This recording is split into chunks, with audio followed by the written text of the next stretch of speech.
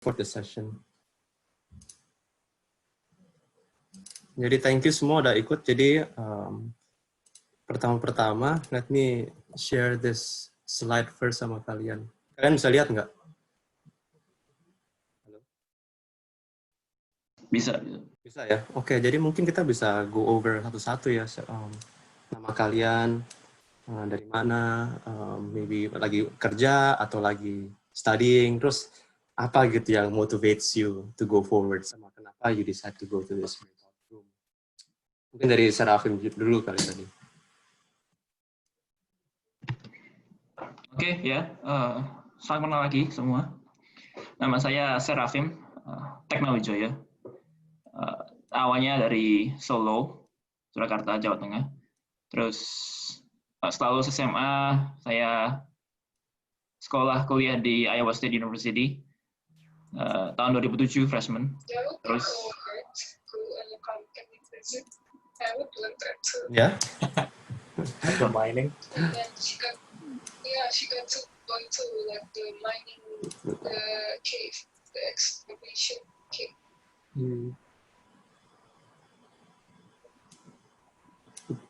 Oke. Itu saja. Friends, sorry, I couldn't hear. Anyway, so just finishing up my part. Yeah. It's already now. Yeah. Okay. Tell me what is a slope. Bentar, ini ada yang ini ya. Kind of tiny. Sorry, let me mute everybody first ya.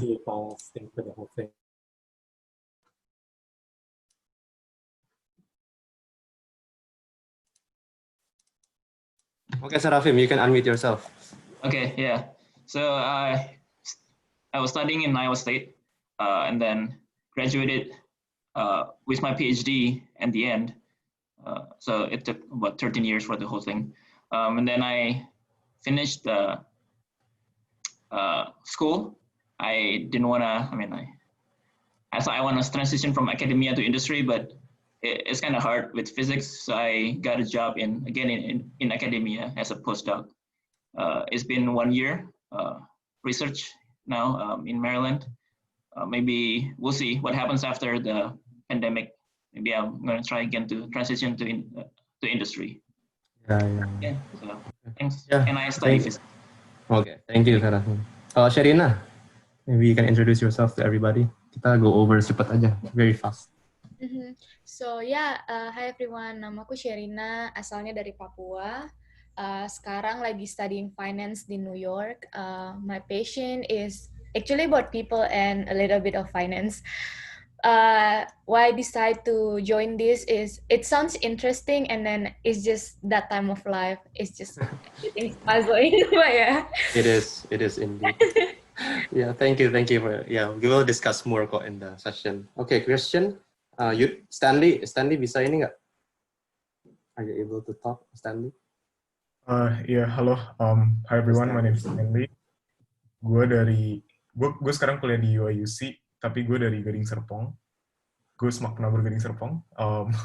Mantap. Gue di UIUC, major gue accounting, I'm a senior. My passion is...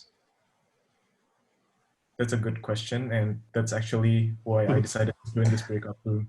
That's a good answer. Okay. Thanks, Stan. Okay, Grace. Gimana, Grace? Halo, Grace. Halo, aku Grace. Sekarang aku kerja di Bank Indonesia. Di Bank Indonesia. Di Indonesia ya sekarang? Kerja di Bank Indonesia di Indonesia. Okay. Yeah. Okay, what's anything you want to share about your passion, perhaps? Passionnya apa ya? Aku passionnya sebenarnya di public speaking, tapi sekarang end up di public sector. Okay lah. Yeah. Well, welcome. Josefina? Okay, ya. Halo, aku Josefina. Aku sekarang tinggalnya di Bogor. Aku sekarang kerja sebagai special education teacher di salah satu sekolah di Jakarta. passion aku education, children, and also mental health. Dan kenapa aku decide to join this breakout room karena ya yang paling menarik dan emang yang bisa aku lebih relate gitu sih untuk diikutin. Iya, ya. Jadi ini kalian kan ini akan dengar orang-orang kita di sini more discussion ya. Jadi make sure ini pas untuk networking. Jadi share whatever you have. Jadi kayak ini special education. It's good to know. Jadi not a lot of people masuk situ. Okay, thank you. Next we have Daniel Sinambela. And I think we have Gary. Do we have Gary here? Okay, if we can, let's try to use English Hello. if possible. Sorry. Yeah. Right. I just stepped out. Yes. Is it my turn now? Yes, Daniel. My name is Daniel. I'm from Palembang. Right now, I'm finishing on my PhD in mathematics, working on some nonlinear waves stuff. I don't know. I'm not hoping you guys understand it. It's okay. This is my last year, so I'm in the job market right now, trying to find postdoc positions somewhere in the US or in Canada. Okay. Yeah.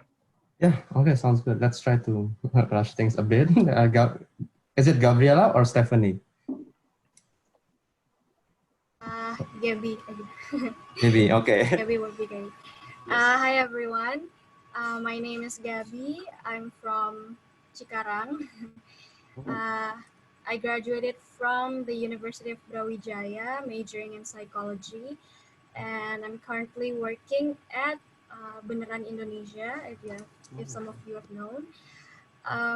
My passion is mental health, education, and psychometrics. And why did I decided to join this breakout room?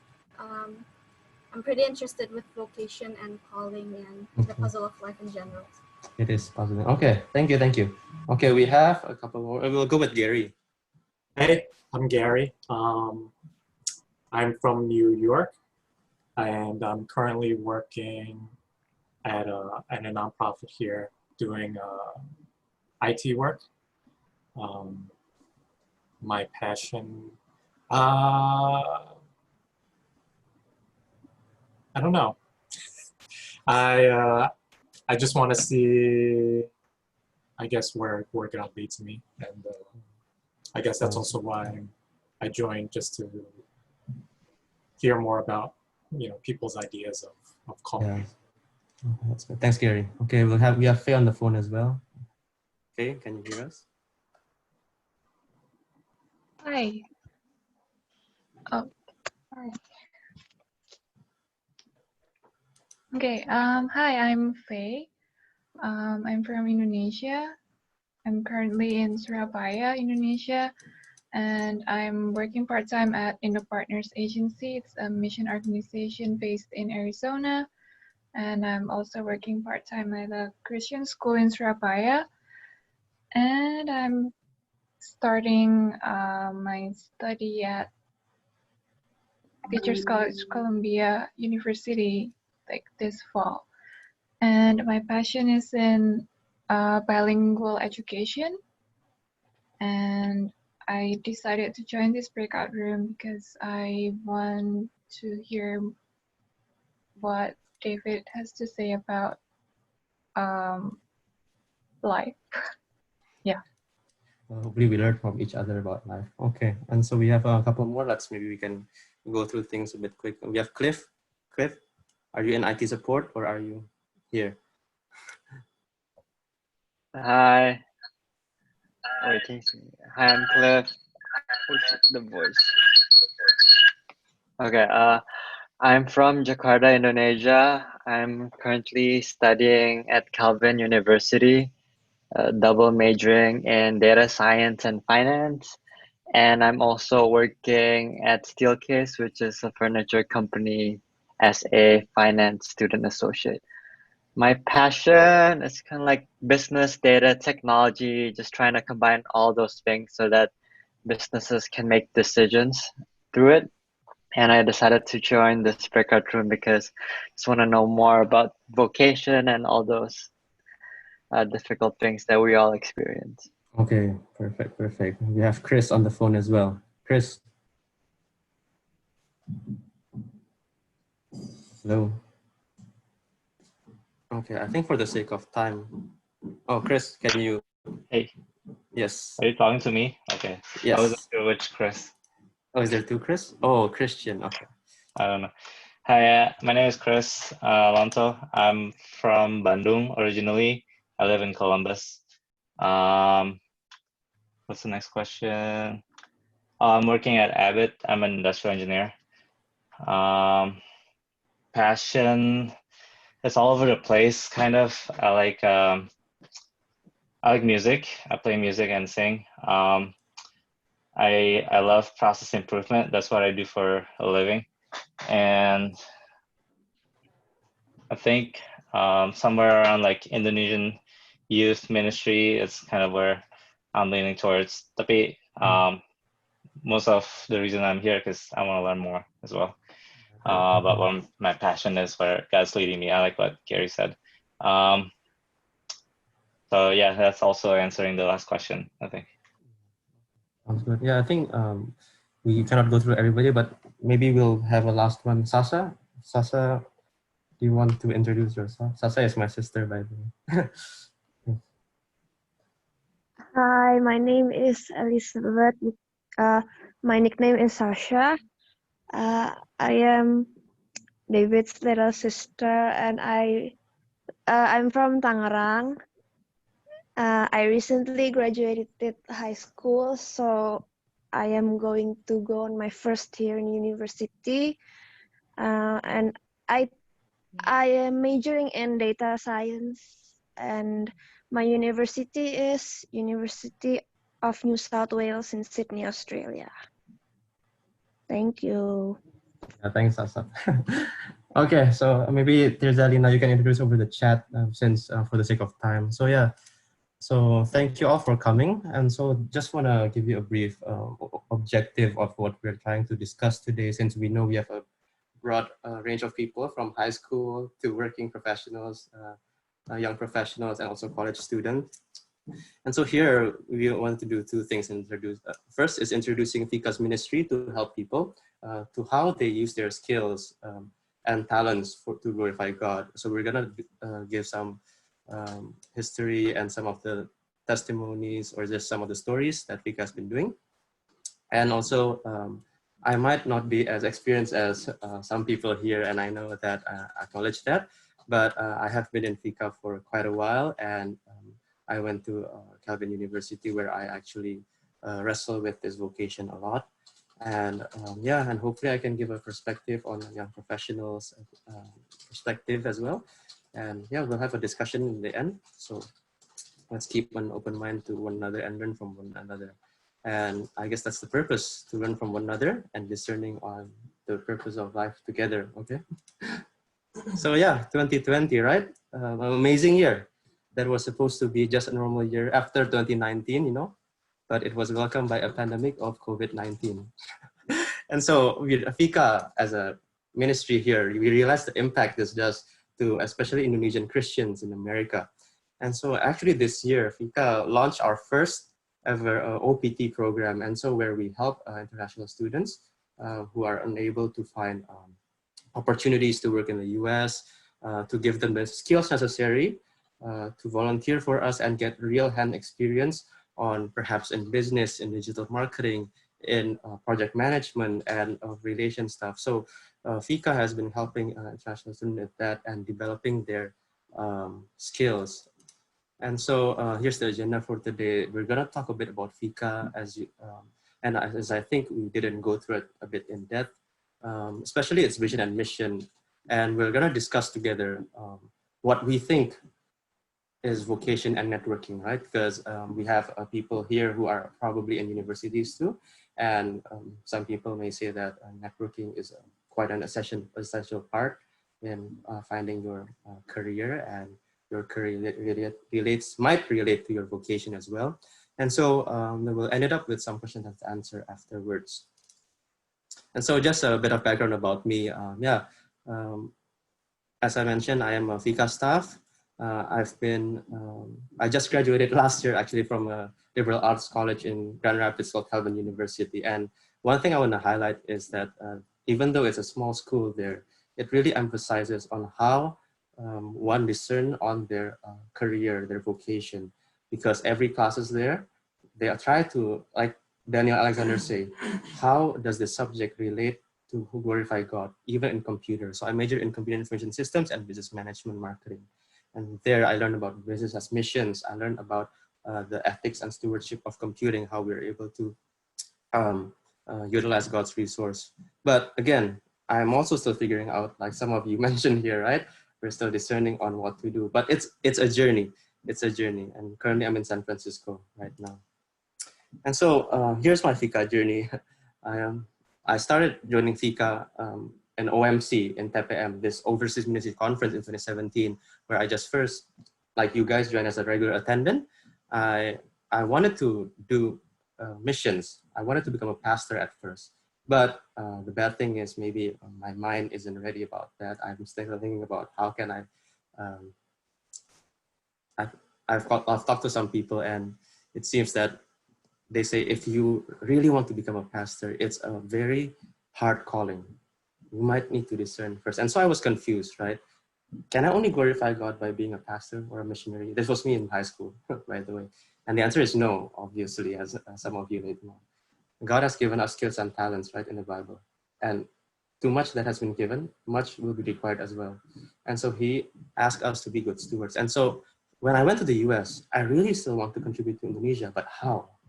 Because I'm in the US, it's far, right? How can I contribute to back in my home country? And so FICA gave me the avenue here to be able to contribute through FICA, as we have some projects which I'll mention a bit later. So I volunteered there, and then I joined the documentation teams, and then I joined the campus ministry team as well, talking about where people, are sent to the US. Of course, their parents want them to be quote unquote successful, right? Because they spend a lot of money. And what does success mean to them, right? Probably a lot of people that we've surveyed from our campus ministry says that, okay, it's about how you're able to get a lot of money and, the American dreams in general. And so FICA wants to change that mindset from a Christian biblical worldview. We want to say that, okay, money isn't the end goal here. The end goal is how to glorify God during our time here on earth. And so transitioning to now, I led several initiatives, the FICA Virtual Fellowship, where we connect alumni who have more experience to people who might have less experience and might need more experience, and also discern on how they can use their skills and talents. And I'm also handling the IT and IT team. And so if you need any IT help, just let me know and WhatsApp my number. And you can see all the social media of FICA. And so why did I choose FICA? At first, of course, when I first joined, I wanted to make an impact for that. So maybe some of us here, including myself, when I first joined, as you can see through the funnel, it's more for the networking, where we're able to meet like brilliant people here. Like you all have different experience, different talents here. And then maybe it's also for personal development. By joining FICA, you're exposed to leadership. You're exposed to a lot of opportunities in Indonesia that the alumni has to offer. But then as you linger around in FICA, as I linger around in FICA, you'll start to see these passionate people here around me that's as you can from the picture. And so that passion is contagious. And that passion will just go into you. And then that causes why I stayed in FICA. And the retention comes from FICA's vision and mission. So FICA's vision and mission is very beautiful and very, I would say it's very general in the Bible. As you can see, the vision is to see Indonesian Christian faithfully and obediently fulfill two things. So we're focused on two things. We know that it's not the whole Bible, but we are all part of the body of Christ. And so we have our own, FICA has its own part in this world that we are doing. We're focusing on the Great Commission by being good stewards of God's resources, and also the Great Commission of discipling and spreading the word to the nation, and also the cultural mandate, which tells us that we need to be good stewards of God's resources, including the skill and talents, the wealth we accumulate.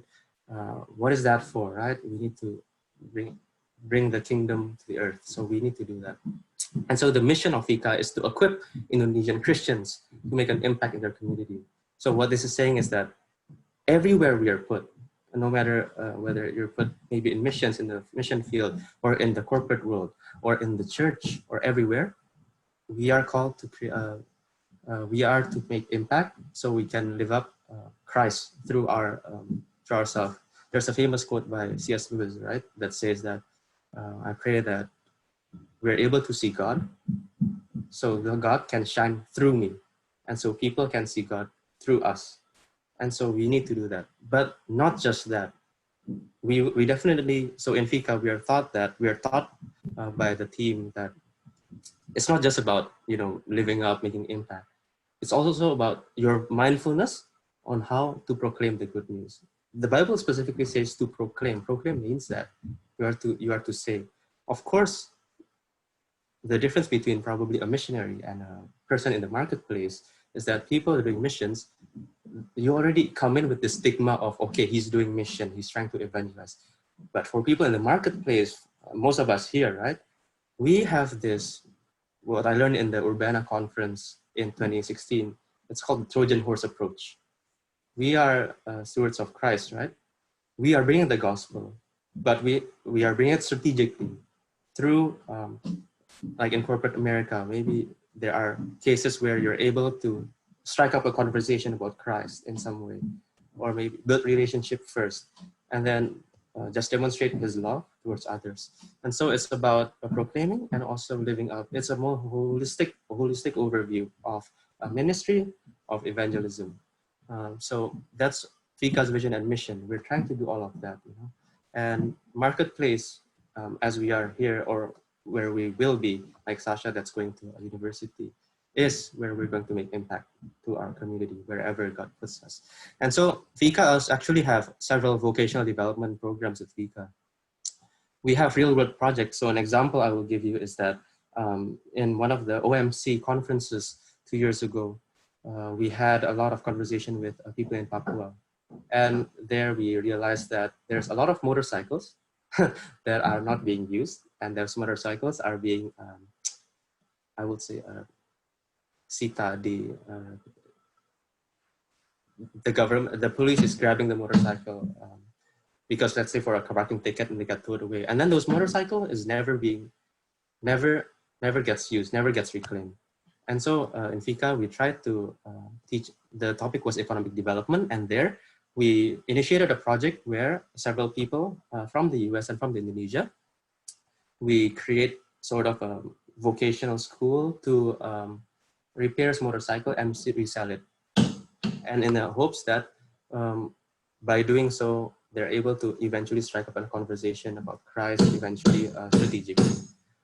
And we also have development through volunteering. And so like for myself, and we have Cliff here, we have Tirza, and we have other people. When they come to FICA, you will experience an organization and also a fellowship.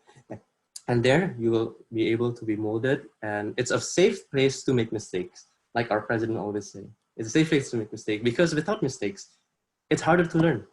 And so FICA, you'll be able to develop some skills, and you're free to innovate. If you have a project, anything, try to talk to the FICA team, and we are supportive as long as it's aligned with our vision and mission about creating impact community for Christ.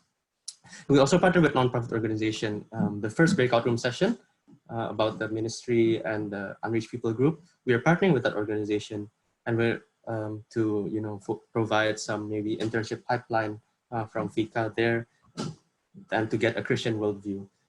We also partner with an organization like a digital ministry evangelism organization, where they have a really good, solid social media digital marketing program. And people will be trained on industry best practices, but also have the mindset on, okay, this is mission, this is called mission. And so again, we have a network of alumni, right? And so that is very important, where we're able to learn from one another, like us here, where we talk to one another, and just like the old philosophers, they learned by talking with each other, right? And so that's a brief overview of FICA and how its vocational program and how the vision and mission relates to that. So just want to have this short discussion here. And yeah, feel free to unmute your mic. And what does vocation mean to you, personally? How does it differ from basically a job, a career, and calling? There's no wrong and right answers because we're discussing this. And basically, I want us to think, maybe we can reflect out loud as someone here that how does your work relate to God, and does it relate to ministry? If you join Kodafit's session this morning, he says that he says something very strong. He says if everything you do does not relate to God, you might need to rethink, right? Because even if you eat or drink, everything you need to do it for the glory of God. And so yeah, if anybody wants to share for a bit on what are their thoughts, it doesn't need to be from this. You can just share anything about vocation, job, career, how's your reflection journey so far? Anyone?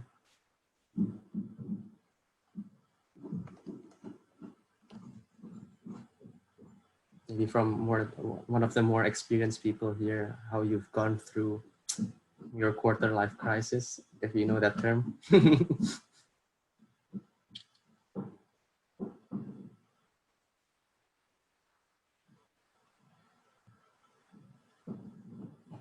I can share a little bit. Okay, thanks, Faye. So actually, when I was my senior year at Calvin, I wrote a paper about vocation because for like 4 years, I've been hearing a lot about vocation at Calvin. And actually there's so many, not many, it's just there are several like definitions, interpretations, like different people have different interpretations of the word vocation. Like some people think that it's like calling, like something in the future. So it's like a destination that you're going to. And some people believe that vocation is something that's like right now. So like, oh, right now my vocation is a student, or my vocation is like a parent or something. So yeah, so there's so many definitions, but I mean, for me, vocation is both. Like it's what you're doing now, like you're called to, like for me right now, I'm called to be a teacher at the school where I'm currently teach, but I also believe that there's like something that I have to do in the future. So I don't know, I think it's, yeah, I believe it's like there's both, like now and also in the future. So that's what I think. Yeah, that makes sense. No, I also heard that for the now part, you say, so you differentiate vocation to now and in the future, right?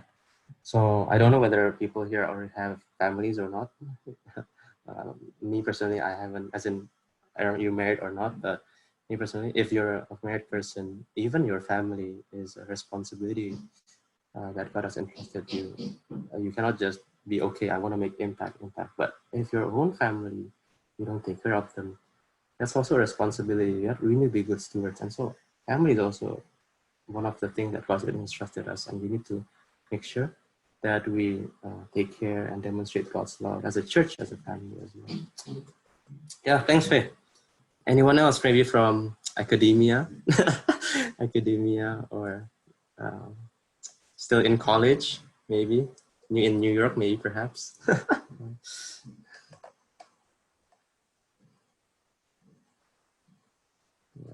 We'll have one more person share, and then we can move on.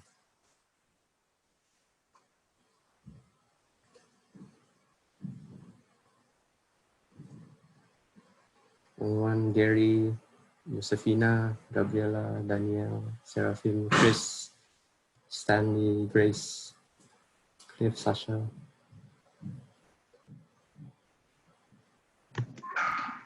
Yeah, maybe I can just share a little bit. So I haven't thought much about the first and second questions, but the third question, I'm gonna probably share that to me, like in a research, one of the probably things about ministry is about interactions with your coworkers. So how do you interact with your lab mates or your office mates? And if you know that they have different beliefs than you, then how would you approach that? Would you build relationship first and then try to share? Or if they confront you, oh, what you're doing is so different, and then why do you believe in God, or why do you I mean, what's the point of God? Like those even like very basic questions, fundamental questions. I think for us, I mean, for me, I had to learn myself just to know what I believe, like to understand what I believe, not just say it, but to understand, and then how to defend some questions. The apologetics, I guess, side of the Christianity, and yeah, it was a challenge. I think I still have a lot to learn, but there is one coworker in our lab right now, and she is from Morocco, and she has a Islamic background. So I think it's been quite dynamic, like our interactions, and then when we talk about life, or when we talk about, well, why can you eat everything, and then even though pork is not good, like this kind of, it's small sometimes, like you don't think about this much, but in Indonesia, I think there's more interaction about that too with our fellow countrymen. So I think for me, I just need to reflect on myself, and then read my Bible again, and then have maybe a few answers ready when the time comes. I think that's my takeaway. That I definitely agree. That conversation is an essential part, yes, Seraphim. Maybe anybody wants to share from the public? So that's from academia. So anyone want to share from the private sphere? So business in general. If not, I can share a bit. So I'm currently working as a consultant here in the US, right? And most of my teammates are Hindus. And Hindus is very different from our friends back home. At least for me, growing up, I have not a lot of Hindu friends. And so just building that relationship at first, like you said, was very crucial, because once I was in him with the car, we had a conversation, and then, there's the song, I Will Survive. That song suddenly pops up. And so, and then I told him, there's a parody for this song. And Jesus is the one singing this. What? How can you say that? Isn't he just your God? And then, of course, but he did survive. And then he says, really? So the fact is that they don't even know who Jesus is. They don't even know about the resurrection. They don't even know about his death on the cross. So that really struck my mind. And so corporate America here is, I would say, it's pretty secular, right? So how can we bridge that link to our coworkers as we're in the marketplace or academia? And one of the directors of a nonprofit organization that does mission told me, David, sometimes I'm ashamed of myself. I took theology. I took master in theology until I go to Netherlands. But when I go to mission trips, I see all these businessmen. I see all these doctors. They're able to relate more to the people than I do. Because in theology school, he says, I learned more how to talk to Christians. Probably, yes, of course, there are missiology classes, but it's probably only 2 or 3 classes out of all my classes. So if I don't put my mindset on that, it's going to be hard for me. And so that's something I can share from the marketplace side. So let's continue. We have question. We have time for question and answer. And so this is just one of the model that we've used. And this is actually from an organization that integrates economics, finance, and also vocation. A couple of years ago, I remember that the circle is only 3, which is you love it, the world needs it, and you are great at it. So 3 circles. But now it seems that they added a 4th circle, which is you are paid for. because this realized the reality that we do need so-called a job. Basically, it's something that pays us so we can so we can live, we can eat. But it's a means. It's like breathing, right? You breathe to live. You don't live to breathe, right? So same. We need money, but that's not. But we don't live for money. And so the idea of vocation historically, I've actually asked some of my friends here in the US, what do you think about vocation? Surprisingly, the first thing that comes out from them is that, okay, vocation isn't that like a blacksmith? Isn't that like a pastor? Isn't that like a very specialized job? We have a vocational school and such. So those are the initial reaction. But after doing some research, vocation actually comes from a Christian root. That word comes from a Christian root. It's the idea of vocation as central of the Christian belief that God created each person with gifts and talents that's oriented to a specific purpose and a way of life. And so we have seen that this word has been misdirected throughout the years here, especially in the Western culture. And as you can see here, here's the model of it. You can see the vocation, the world needs it, and we are paid for it. But what's in the middle there, right? So what is that sweet spot? You can see all this overlap. It's passion. That's why you shared about your passion. You love it. The world needs it. It's a mission, a profession. You're paid for it. You're great. But what is in the middle, right? This is just a model. And of course, there's other models. This is just something to strike up a conversation, and we can always discuss after this. But what is in the middle? Anybody can guess that, actually? If not, I can continue. So it's, in FICA, we believe that the thing in the middle is a calling. And so what is a calling, right? If you know the famous apologist called Ravi Zacharias, who actually recently just passed away, he says, a job is something you choose. A calling is something which you have been chosen for. And he said there are at least 4 components of calling. You have the inner push. So if you see the circles on the left and right, that pertains to something internal, something within ourselves. There's this inner push that drives you to a certain direction. So this can be a passion, this can be feeling, this can be a thought that kind of push you, drive you forward. But the second part is that you have an outer pull that pulls you to that direction. And this can be affirmation, right? From others saying, okay, yeah, you have that skill. Yeah, well, I can see your passion coming out. Affirmation. It can be a strength or weaknesses, something that you're actually really good at, and something that maybe you're not very good at. You're tired of doing that. It burns you down, etc. And then he says, the third one is opportunities that comes your way. And he says, what's important within the opportunities, what's the key element is the people. So the people around you, those are the opportunities that God gave. So in the Bible, we see that it's all a story, right? It's a story about Jesus, and people there, Israel is a community, and when Solomon meets people, and David meets a lot of people as well, they're able to create diplomatic ties and other things. It's the people who we have. Our family shapes us, the friends that shapes us, and that's why it's important to build our network as early as possible, and the relationship, as Rafim says, it's about the relationship.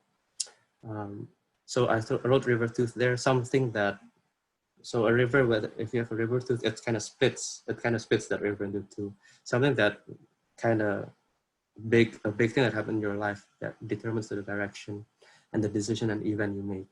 And the last important thing that Ravi's mentioned is the gifting that comes from God, and that is the skill and talents he has given, like the parable of the talents that is mentioned in the Bible. And so again,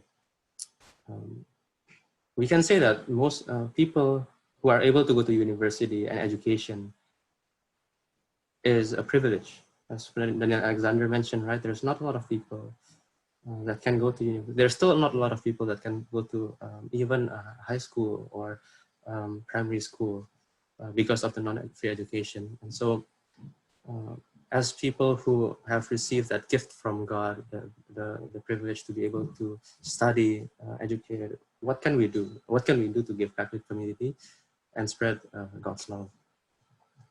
And so Ravi mentioned that it's important for networking, right? And so just want to go to our next topic here about networking.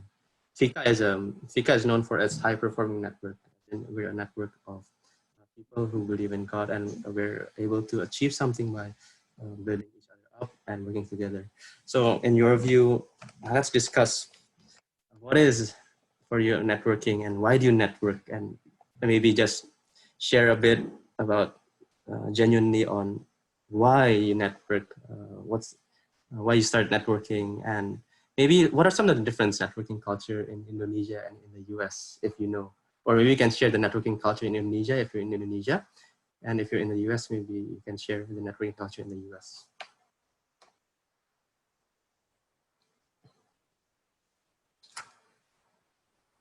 Maybe people who already has gone through a lot of networking experience or who are working right now can also give some insight to like a young professional like myself.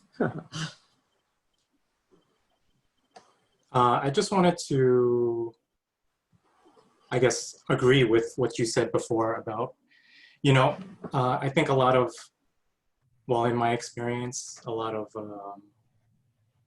emphasis is on education. And a lot of the times, even though in a Christian perspective, like even education is very emphasized, and even things like apologetics and theology and things like that. And I think those are all great. But I do agree with what you said before is, it's not the end all be all if you have all this knowledge, but you can't relate to people and you can't empathize with people. And, I think that's pretty important and part of, I guess, networking. And I would say it's very easy for us to, in my experience, like growing up, it's easy to, I'm from New York, and, there are a lot of Asians here and Christians here, and it's easy to just network and get to know people that are like you, other Asians, other Christians. So it's very easy to, end up in a bubble, and you don't understand how to relate to those outside of that community. And then when you start working, it's kind of like a culture shock, because not everybody is like you, and not everybody is maybe, well, in the US, like not everybody's Asian, or not everybody's a Christian. And it can be a big culture shock. And for me, it was the case.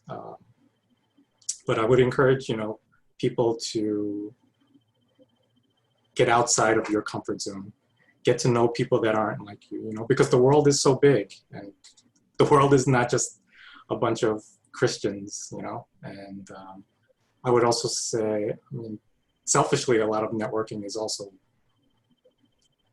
in my experience, for opportunities, for opportunities for myself. I don't know if I guess that's just the selfishness part of things. But they do also bring opportunities to share the gospel, and also to, I think, to understand different perspectives in life. Sometimes we can't understand why people think the way they do, and that's because I've lived in that bubble before, and it's hard to understand other people's perspective if you don't know that, outside of, head knowledge, to know that people have different lifestyles, different cultures, and that's not necessarily wrong. It's just, that's the way they grew up. Yeah, no, thanks for sharing. That's really true. I really like the part where you say that you went out of your comfort zone, right? And I think that it's essential for us to be able to come out of our comfort zone, because it actually shapes our character, be more open-minded. If you're stuck in the Bible, you might just be that, and there's the word indoctrination, right? That's when, and most of that happens if you're stuck in one thing over and over, and you're being taught one thing over and over and over again. And so God calls us to, and like you said, most of the world, maybe they're Christian, but probably not, And so we need to be able to relate to them. Maybe it's, if you're stuck in a Christian bubble, try to get out of it. Corporate America is a good one, corporate Indonesia, as Indonesia in general, your neighbors, try to meet. How many of you, go to your neighbor at the next door? I mean, I know at least for me, it's not a culture back home to just knock on your neighbor and just invite them for tea or something. Yeah, thanks, Gary. Anyone else wants to share? We will have one or two more person to share their experience. Maybe from Indonesia, like Stanley or somebody else. Or Gabriel, Gaby, Chris Grace, etc. I guess I can share a bit. Yeah. Hi everyone. I recently had a quarter life crisis. So young. And it has been pretty hard on me. And the fact that I'm a senior and I'm currently looking for jobs does not make anything better. It is very stressful, as I'm sure that many of you understand. But the past year has been pretty tough on me, and I'm grateful that I have the people around me. And that is one thing that I'd like to emphasize as well. As Gary mentioned before, I think networking has this part where you tend to feel like you're selfish because you're doing it for yourself. But at the same time, you also have the opportunity in the future to help someone else who is in your shoes right now, or if they are in a good place right now and in a bad place later on. And so I guess part of the deal is to like help others as well, not only get help. Like for example, I'm so grateful for David and for helping me in a lot of stuff when I was going through the quarter life crisis, as I mentioned before. And one thing I learned is that when someone gives you a helping hand when you need it most, you need to like return the favor, not only to him or her, but also to the people who are needing help, like right now. So I guess that's it. I'm still in a I'm not in a crisis anymore, but the fact that I am looking for jobs does not make it easier. But yeah, I guess I'll get through it. So it's okay, Stan. Yeah. Yeah, we're glad you're here. It's okay. After quarter life, there's midlife crisis, and then there's the 3/4 crisis. Anyways, I think Gabby, you unmuted your mic, right? You wanted to say something?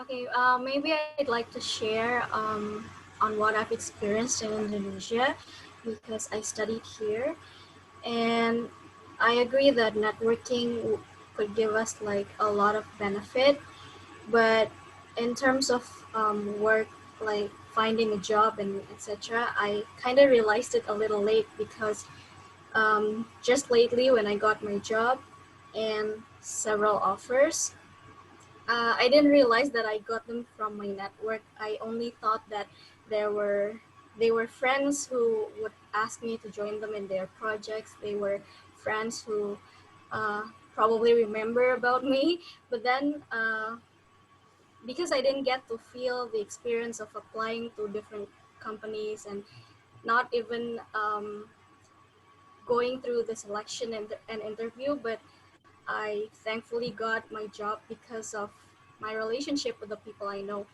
And I used to think like it seems weird that I didn't go through the process of all the selection and interview and stuff. But then I got the insight that, well, that's probably from networking, and it's how powerful it is to help us connect to get jobs. And in terms of something that I gained personally is basically learning from other people from networking. I do agree that the world is huge and there's a lot of people to meet, but many times I also feel like sometimes the world is small and that I can find my friends are connected to other friends. I have mutual friends from other places. And maybe I'd like to share about how the networking in Indonesia, with the culture in Indonesia, based on what I experienced in during my university years. We know that radicalization Yes. is a great issue, and I went to a state university. I went to University of Widjaja. It's a very diverse, and it's a state university where people like me, Chinese, and Christians are very few. Double minority. We are like huge minority, but I like networking. I like meeting people. So there was this one experience that I would always remember because I met a friend from Pasuruan. So Pasuruan is like a really small district near Malang and Surabaya, and they actually said, hey, if I didn't know you, I would never have a friend from a Chinese race. And it's really simple, but it struck me that time, and I was like, wow, maybe that's the power of reaching out to people. That's the power of being a minority, so that our differences can be met, and we can really live the Indonesian Bhinneka Tunggal Ika. We can really experience that. So that's my experience on networking. Where are you working at right now? I'm working at Beneran Indonesia. All right, right. You're right with Masoka. Yeah. It's Okay. Yeah. You want to share a bit what Beneran Indonesia? It's a really good organization. Okay, sure. Briefly, it's a non-profit organization that works in character and citizenship education. Our founders were alumni of FICA. I think we lost her. Can you hear me? Or did you lose me? Hello? I can hear you, David. I think we lost her. Yeah, she's gone, maybe. Okay, maybe I'll continue for her. So Beneran Indonesia is Gabby. Just character and citizenship. Yes? No. You broke in the middle. Your internet broke. Okay, can you sorry. just summarize in a bit very fastly? Sure. Okay. So actually, that's just basically what we do is to connect classroom to community, to broken down the barriers between different people, so that we can reduce radicalism in Indonesia for young people. Sweet. Yeah, I remember when Masoka, the founder, says that Indonesia, if you go to Christian school, you really hang out with people from the Islamic school and vice versa, and Hindu school as versa. And so that's Indonesia is trying to break that barrier as well, and with the common ground of nationalism. It's a very noble cause. Anyways, I shall continue. Thanks. And are you in Malang right now, or where are you? No, I'm at home. I'm in Cikarang, but on Cikarang, weekdays right. I go to Jakarta for work. Okay, sounds good. Yeah, thanks for sharing, Stanley, Gary, Gabby. That's very insightful. So I just want to share some of my experience as well, because I've done networking in both cultures. And so here are some of the experiences I've gone through, and hopefully you can learn from my mistakes and learn from some of the things that I've reflected upon. So I've talked to several people about this when preparing this session.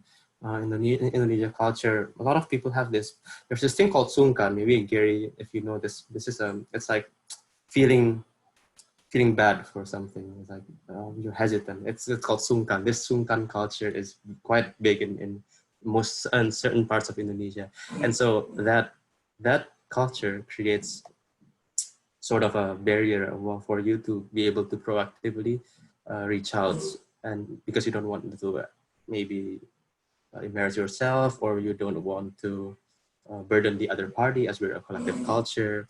And yeah, we think about others a lot, which is good, but it has its drawbacks. And we sometimes wait for the opportunity to present itself. And these are some of the people I've talked to, and including myself before. In America here is a very different culture. And so when you go to America, even the networking style is quite different from Indonesia. It's a more direct culture here.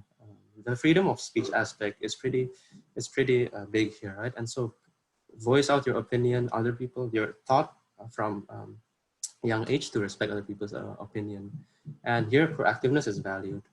And so some of the things I've learned over the past 4 years since I've started networking from freshman year is that at first it was pretty hard for me to come out from my comfort zone to talk to other people, especially English was my second language.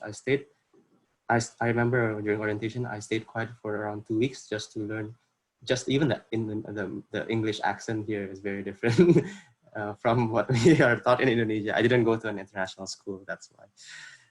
And so we need to come out from our comfort zone and start and if you're like Stanley here, or maybe like Sasha and going to University of New South Wales, start networking, build your network as early as possible, because by building it as early as possible, it will grow bigger in the end, because our time is limited in this earth, right? I mean, if you start later, then you'll get it from later, but if you start now, it will expand to later. And another thing, we need to learn and practice good and genuine interpersonal communication skill. Now, I want to emphasize this genuinity. And I know like Gary, and even myself, and a lot of people, whenever we mention the word networking, it feels like, oh, why is it a bit selfish? Even for me, I admitted that it sounds a bit selfish. And sometimes when I do networking, just going all blunt, is saying that, okay, how can I get something out of you and stuff like that. But I want to emphasize this thing called this genuinity, which I'll cover in the next slide. And this is just some practical rules, because I know some people are here, high school and college. Work on your elevator pitch. My mentor told me 30-15-1 rule. So 30, be able to explain about yourself or an idea in 30 seconds, in 15 minutes, or even an hour.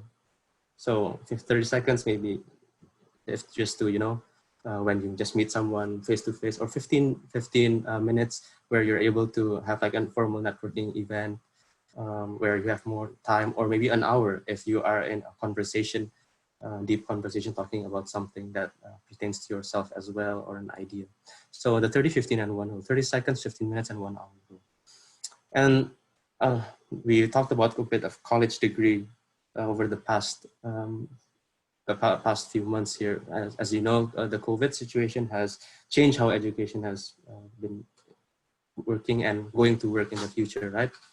Google is creating a Google Academy right now, where they're trying to really define how education works. And basically they're trying to say, if you get my certification, you're good to go to maybe an IT support or a coder, or etc.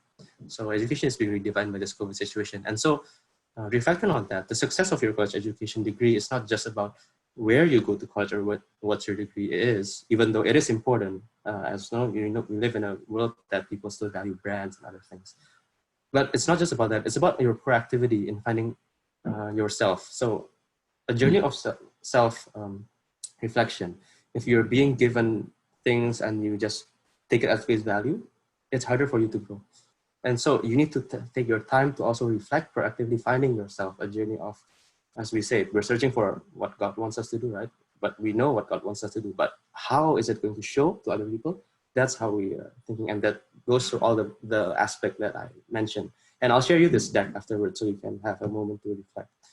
And yeah, to find yourself and how you can make an impact to others for the glory of glory of God. And this is what I want to touch on. Practice genuine networking. So what is the genuine networking, right? I divided this up to 2 things. You need to do your due diligence, and it's also about characters and attitude. You know that networking, you need to know, there's a famous philosopher, right, that says you need to know yourself first. So you need to know yourself, like really know yourself. Don't take the time to reflect, like I mentioned. Know what you want, what you're good at, what you like or dislike, what your passion is, what drives you forward, what brings you backward, what your strengths and weaknesses are, right? And that's why recruiters ask, what's your strengths and weaknesses? Basically, they want you that you know who you are, you know what you're good at, right? Because if you don't know what you're good at, and how can you know others, right? I mean, you need to be able to add value, right? And whenever you do network, you need to research the person, organization. That's some practical things. And you need to be genuine in the sense that if you don't know, you heard that phrase, right? Fake it till you make it. So fake it till you make it. But the thing is, if you fake it till you make it, if you don't know yourself, if you really dislike the job, then you'll a job is something that you do almost every day, 8 hours per day, and you spend like school most of your time in a job, you will end up dragging your butt into something. You're going to be burnt out every single day. And yeah, hopefully it pays well. If it doesn't, I don't know. You might need to rethink, right? And so you need to be genuine. You need to really think about that. And it's okay to explore at first, but you need to explore a lot of things when you're young. I've asked a lot of people, what's the advice you give to me as a young professional? He says, when you're young, yeah, explore different things. And that's one of the ways to know yourself. And if you don't know, you should ask, for example, if you go to a company or a person and the person is talking about blah, blah, blah, blah, blah, and you don't know. And then you with a good communication skill, just ask, yeah, I've done my due diligence to research about the company and the website, blah, blah, but I still don't know about this as I'm still learning. But at the same time, you need to be able to know what you can contribute, right? So this thoughtfulness of knowing yourself, knowing the other person, be genuine on what to know, what to ask, and that communication skill is very important for your due diligence. It's about how you reflect upon yourself in the face of God in humility and dignity. As in, you are humble, that if you don't know, you don't know. But you need to have dignity that, okay, this is what I know and this is how I add value. But on the other side, that is also very, very important is your character and attitude. The Bible teaches so much about character and attitude from different characters, and we have the opportunity to learn from different downfall. I'm not saying that the Bible is a manual book, but God has given us insights to be able to reflect on and He has given us a perfect example in Jesus Christ as well, right? Upon His character and attitude in this world. And we know that a lot of people are against Him, and we know that life is not going to be smooth. And so it is, maybe I would say, a command, or if you love God, then you will definitely try to have this character and attitude that is in accordance to what the Bible says. And it's about the first point I want to emphasize is about building genuine relationship. I know it's a bit hard to make relationship with someone you don't even know, but the fact is Jesus Himself in the Bible does that. He just goes out and just talks to people. Again, if you try to act smart, then maybe that's not genuine. That's not a genuine relationship, right? Because a relationship, if you study, maybe Gary's a computer guy, right? And a network performs better if it's two ways. Imagine if the internet is just one way. You can only upload or download, but not upload. So a network works best if it's two ways. Same goes for a relationship. You need to be able to not just say about, maybe just talk about yourself. People in America, they like to talk about themselves, but you need to be able to understand them, understand that background. Same goes the other way. Don't just ask, and not willing to be open to others. You need to be open as well to share your experience.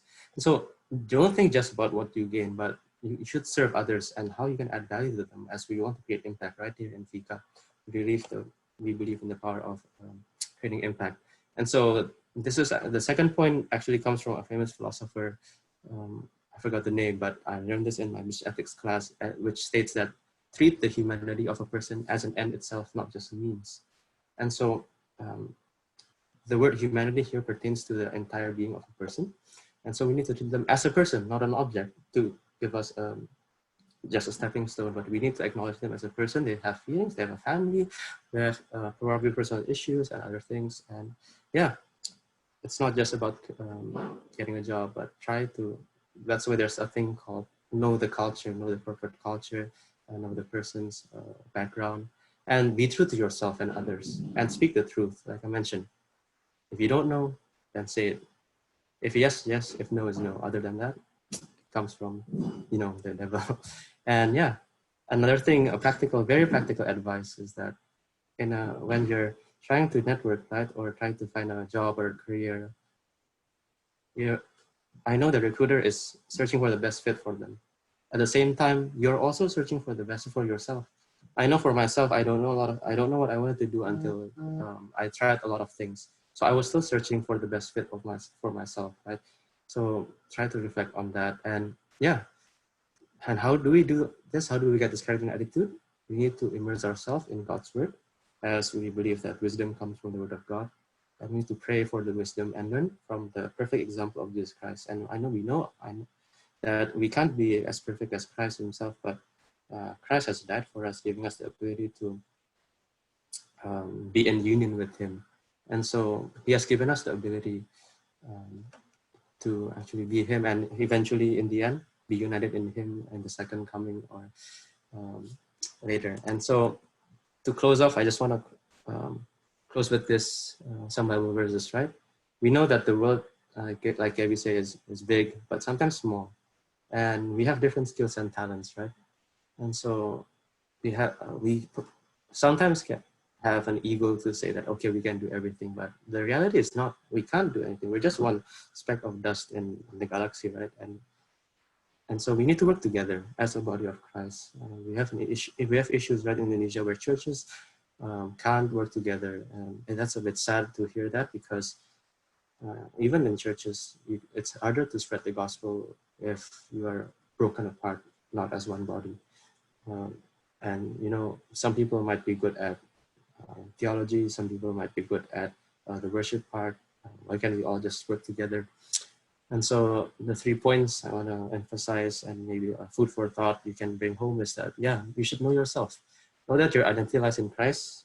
You need to be humble. You cannot be boastful because, well, first, there are other people that are smarter than you, but how can you be boastful in the face of Christ, who has done a lot for us and is the perfect example, you know? You need to know your identity lies in Christ, and you need to be genuine. Just as Jesus is genuine about all the sick people, all the poor people, even the woman in the well, you need to have the genuine love of God and love others with a pure heart. And yeah, again, you need to network, because we're the body of Christ, right? You need to find a community of believers and serve God together, living and spreading the good news. So it's about living the good news through your acts, but also proclaiming, right, to others. And a good analogy for this is, maybe right now in FICA you're burned up for all this mission work, and you're with this fellowship of believers. But think of yourself as a coal, right? You might be burned up now. If you don't have a community, let's say for people in America, I'm talking about, if you go home to Indonesia and don't have a community of believers, how are you going to keep that fire burning? A coal can keep its fire burning longer in the midst of other coal. And so you need to have a support group system where you're able to be accountable for each other, and from there you can spread out to other people, right? To the world that God has sent us to redeem every square inch of His creation. And so I want to close with that, and so it's time for question and discussion. I know we're a bit over time. If not, we can close. But if people want to stay a bit longer, since it's a lunch, feel free to stay a bit longer. I'll probably stay for around 30 minutes or so, and we can discuss and talk, have a fellowship and others. Thank you for listening. Hope that helps.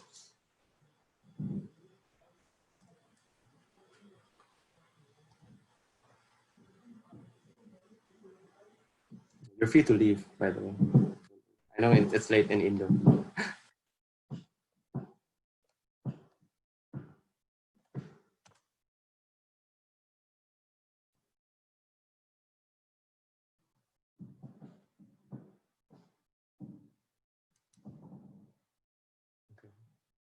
Okay, then if not. Well, thanks for coming. Hopefully we still have a session later, right? So make sure to come in the schedule, and if you need any help, let me know. Yeah, thanks, David. Yeah, and thank you, everybody. It was a very good discussion. I learned a lot from you all. Where did you say you're at right now? I'm in San Francisco again.